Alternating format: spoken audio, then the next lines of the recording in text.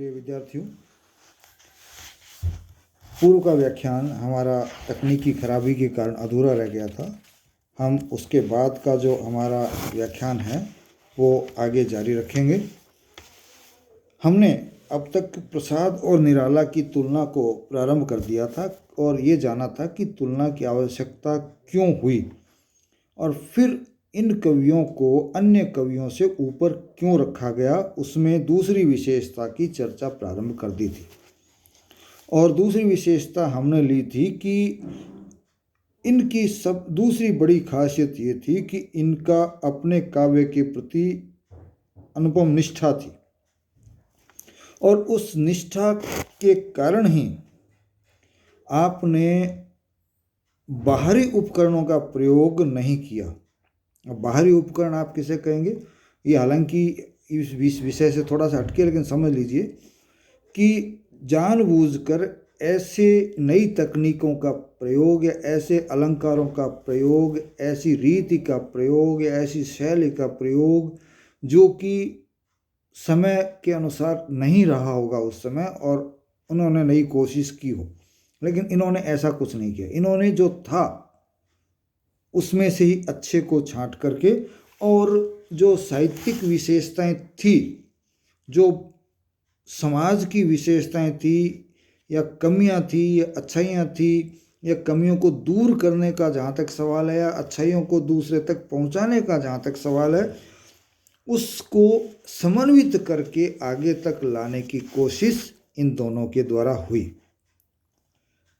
इसलिए इनमें बौद्धिकता का, वैचारिकता का और जो भावनाएं हैं उनका समन्वय मिलता है, जबकि दूसरे जो अन्य कवि इस युग में हुए उनमें इन्होंने बौद्धिकता, वैचारिकता तो हो सकता है कि उनमें बहुत अधिक रही हो, लेकिन वो विश्लेषण की तरफ चल पड़े। और हम जानते हैं कि साहित्य वही अच्छा होता है जो कि विश्लेषण की बजाय संश्लेषण की तरफ अधिक झुकाव रखता हो।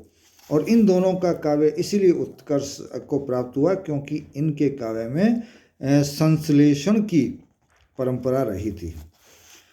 ऊपर जो हमने शब्दों का प्रयोग किया था, जीवन अनुभव की व्यापकता और गहराई, इस बारे में मैंने चर्चा आपसे कर ली थी कि जीवन अनुभव की व्यापकता तो तब है जब विषय संबंधी या जो है अनुभव की व्यापकता जो है उसके सामाजिक संस्पर्शों से जुड़ी होती है। जो कवि सामाजिक संस्पर्श के मामले में अधिक रहेगा, दूर दूर अपनी व्यवस्था रखेगा, वो अधिक जीवन अनुभव की व्यापकता को काव्य में रख पाएगा। जबकि दूसरा जो है गहराई जो है, जो व्यक्ति निष्ठा को अधिक ध्यान रखेगा, संवेदनाओं को अपने अनुभवों से जोड़ करके देखेगा, वो कवि उस विषय की गहराई में ज़्यादा जा पाएगा। और इसके साथ साथ कुछ और चीज़ें हैं, जैसे प्रसाद जो है वो अंतर्मुखी कवि माने जा सकते हैं, जो व्यक्ति अपने भीतर की चीज़ों को बाहर से जोड़ते हैं, जबकि निराला जो है वो बहिर्मुखी तत्वों की प्रमुखता के साथ अपने काव्य को रखते हैं। और इसके साथ साथ वो निस्संग भी रहते हैं, विषय से तटस्थ भी रहते हैं, जबकि प्रसाद अपने आप को उनके साथ जोड़ लेते हैं। यही कारण है कि उदात्त भाव प्रसाद में भी मिलता है और निराला में भी मिलता है, लेकिन दोनों के उस उदात्त भाव में अंतर व्यक्तिगतता का आ जाता है। तो ये कह सकते हैं, लेखक यहाँ कहता है कि निराला के काव्य में श्रृंगार और शांत रसों की प्रमुखता है, जबकि प्रसाद के काव्य में आत्मिक संघर्षों और करुण रसों की प्रमुखता है। अब इस बात को आगे लेखक स्पष्ट भी करता है, कुछ उदाहरणों के द्वारा करता है। वो करता है कि जब निराला ने अपना लेखन कार्य प्रारंभ किया तो मुक्त छंद से या छंद मुक्त काव्य से किया था, लेकिन आगे जा कर के उन्होंने छंदबद्ध रचनाएं भी खूब लिखी, गीति काव्य भी खूब लिखे और उसके माध्यम से उन्होंने हिंदी काव्य को बहुत अधिक अपनी रचनाओं के माध्यम से एक देन दी और एक ऐसी चीज़ दी जो संगीत तो था ही था और अपनी जो प्रवृत्ति थी उसके विपरीत अर्थात विरोधाभास इनके काव्य में दिखाई देता है। इसी तरह से प्रसाद में भी गीतात्मकता होते हुए भी वो दर्शन की तरफ चले जाते हैं। वहाँ उनमें भी द्वंद्व दिखाई देता है कि वो व्यक्तिगतता लेके चलते हैं लेकिन दर्शन की गहराई में जाते हैं। ये जो है जीवन अनुभव की व्यापकता को लेके चलते हैं लेकिन गीतात्मकता इनके काव्य में भी आ जाती है, जो कि एक विरोधाभास सा दिखता है लेकिन असल में विरोध होता नहीं है। फिर भाषा के जहाँ तक सवाल आता है, प्रारंभिक दौर में निराला जी की भाषा वैविध्य प्रकट करने के कारण थोड़ी सी क्लिष्ट लगती थी। उसको उस समय के लोगों ने बुरा भी माना, लेकिन जब बाद के जो आलोचकों ने निराला के साहित्य का अध्ययन करके उन पर अपनी आलोचनात्मक रचनाएं लिखी तो वही संस्कृत निष्ठता या क्लिष्टता उनकी विशेषताओं में मानी जाने लगी। लेकिन हम ये नहीं कह सकते कि निराला जो है इतने अधिक क्लिष्ट थे कि आप ये कह दें कि वो अच्छे कवि नहीं थे। क्लिष्टता होते हुए भी उनके काव्य में लय और ताल रही है और कहीं पर भी कवि जो है अपनी बात को कहने में असक्त नहीं नजर आता बल्कि पूरी तरह से सशक्त नजर आता है। और यही कारण है कि निराला की जो क्लिष्टता पहले बुरी मानी जाती थी वही उनके काव्य का ऐश्वर्य माने जाने लगा। ये बात लेखक यहाँ कहते हैं। अब प्रगीतों का यहाँ पर बात करते हैं कि प्रगीति काव्य का प्रयोग भी निराला द्वारा किया गया था। राम की शक्ति पूजा है, तुलसीदास जैसी रचनाएं भी जो कि प्रबंध मूलक रचनाएं हैं। सरोज स्मृति भी एक प्रगीति का श्रेष्ठतम उदाहरण है। इनका इन्होंने किया।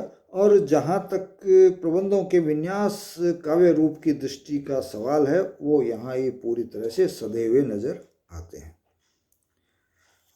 तो इनके काव्य में रचनाएं की प्रबंध काव्य की श्रेणी में रखा जाए या दीर्घ प्रगीत माना जाए, ये चर्चा आज भी निराला के काव्य के लिए चलती है। कला पक्ष का जहाँ तक सवाल है और वहाँ से भाव पक्ष में जहाँ तक प्रवेश का सवाल है, ये दोनों चीज़ें इनमें पूरी तरह से समाहित है। कला पक्ष भी समृद्ध है तो भाव पक्ष भी इनका पूरी तरह से समृद्ध है। ये शुरू में जहाँ छायावाद की तरफ थे वहीं अपने अंतिम जो काव्यात्मक क्षण रहे हैं इनके, उनमें आप प्रगतिशीलता की तरफ चले जाते हैं। लेकिन इन दोनों में कहीं भी आपस में संघर्ष इनमें दिखाई नहीं देता। इन्होंने वहाँ इनका समन्वय कर लिया है। जबकि प्रसाद जो है एक वैयक्तिक वेदना के कवि माने जाते हैं और इन्होंने वैयक्तिक वेदना को ही अपने साहित्य में मूल स्रोत के रूप में काम में लिया है। और विकास क्रम में ये व्यक्तिगत मूल वेदना से लेकर के एक समन्वय की जो एक बाहरी जो या व्यापकता जो होती है उसकी तरफ बढ़ते हुए पाए जाते हैं। कामायनी इसका एक बहुत बड़ा उदाहरण है। कामायनी में काव्य के अनेक पक्ष आपको मिल जाएंगे, नाना प्रकार की व्याख्याएं कामायनी की आपको मिल जाएगी। लेकिन यहाँ कामायनी एक व्यक्तिगत प्रसाद जी की जो है निजी व्यक्तित्व का ही महान प्रतिक्षेपण माना जाता है। ऐसा प्रतिक्षेपण अपने व्यक्तित्व का किसी काव्य में अन्य किसी कवि का नहीं मिलता। ये यहाँ जो निबंधकार है वो बताते हैं। लेकिन बाद में जो लहर इत्यादि जो गीत आए, प्रलय की छाया इत्यादि जो गीत आए, उनमें प्रसाद की जो प्रतिक्रिया है वो अधिक स्वच्छंद हो गई थी। उन बंधनों को यहाँ आकर के प्रसाद तोड़ते हुए नजर आते हैं। और जो एक कविता हुई प्रलय की छाया, जहाँ कमला के माध्यम से कवि जो है सौंदर्य के गर्व की भावना को साक्षात प्रकट करते हैं, लेकिन बहुत से संधियों को मोड़ों को पार करती हुई ये जो है गर्व की भावना भी पश्चाताप में परिवर्तित हो जाती है। तो आधुनिक युग में ये ऐसी बातें बहुत कम कवियों में आपको मिलती है।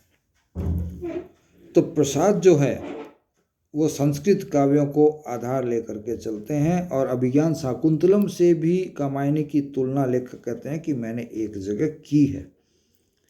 और दो जो है वहाँ आकर के कामायनी की वस्तु योजना की समानता और अनुरूपता जहाँ अभिज्ञान शाकुंतलम से मिलती हुई दिखाई देती है, वहीं दोनों सृष्टियाँ आशा और प्रमोद के वातावरण से आरंभ होकर नियति के गंभीर प्रवाह में उतरती हुई भी दिखाई देती है।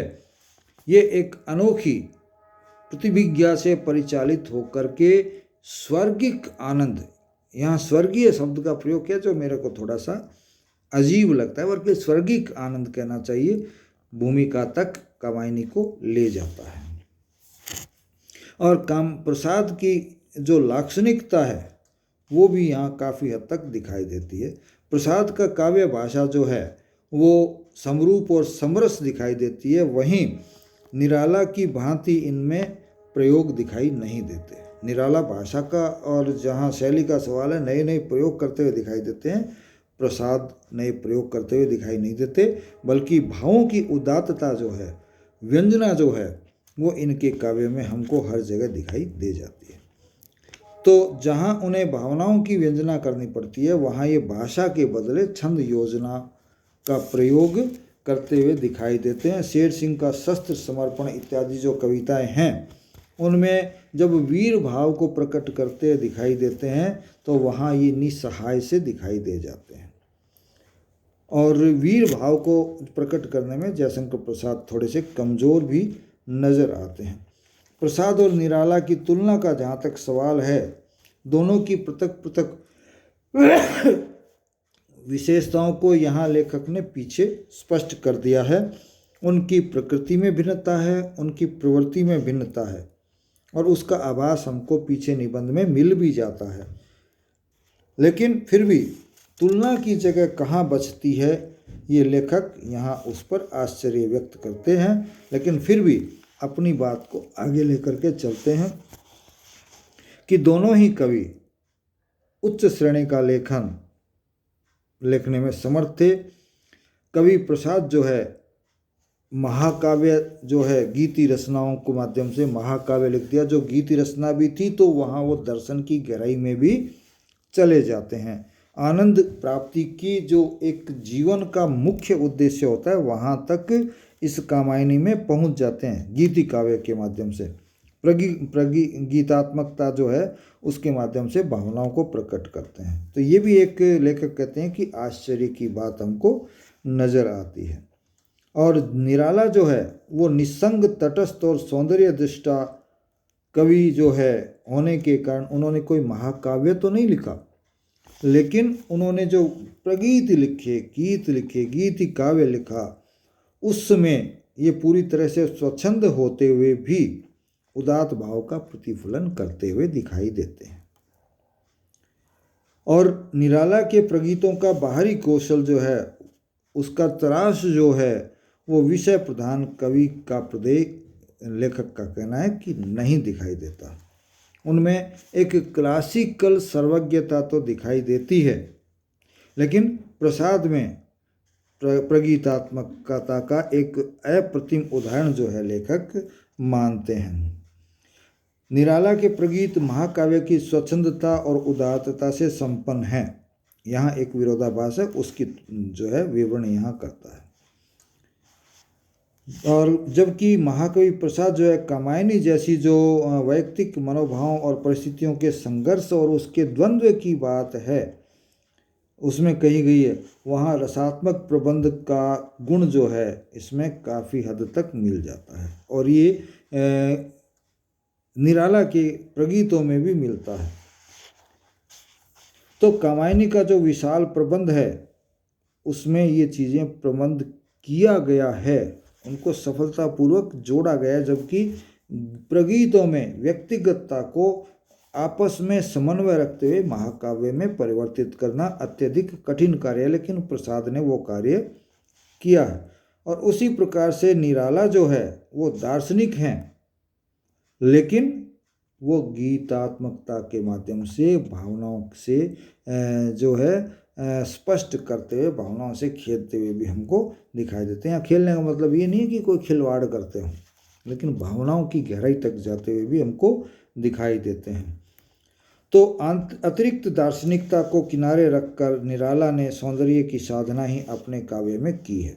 वह एक तीसरा महत्वपूर्ण विरोधाभास लेखक मानते हैं। प्रतिभा के इन वैचित्र्यों को देखकर प्रसाद और निराला की तुलना का प्रभाव अपने आप में इस निबंध लेखक का कहना है कि असंगत हो जाता है। हम इतना ही कह सकते हैं कि दोनों कवि अपनी प्रतिभा में महान और अप्रतिम और अपराजेय रहे हैं। ये बात कहते हुए अपने निबंध को समाप्त करते हैं। जय हिंद, जय भारत।